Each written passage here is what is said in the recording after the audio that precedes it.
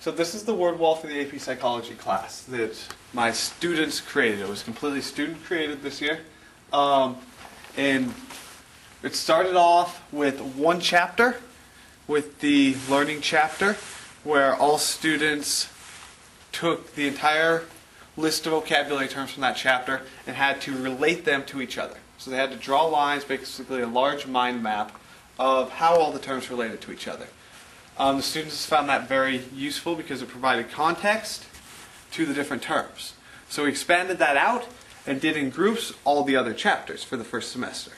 As you can see, the different chapters, they have all the vocab words, they have the definition of the word, and there are pieces of string that connect them to what is relevant. So in this case, we have optic nerve, which is relevant to the blind spot, because where the optic nerve connects in the eye, it creates the blind spot.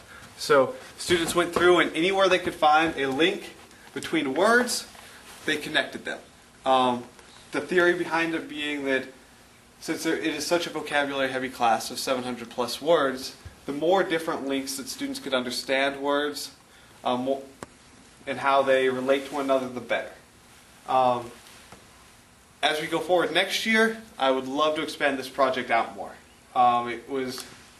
It wasn't something that was planned at the beginning of the year. It started as one lesson that ended up taking on a life of its own, and the students really got behind.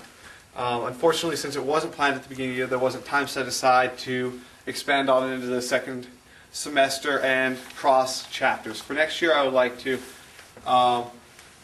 go every chapter we do, put the words up and add one chapter as we go along, set time aside for that, and also set time aside so that students can create links between chapters. So it becomes not just here's how the whole chapter relates to itself, but here's how the entire course relates to itself over here. It also, other than the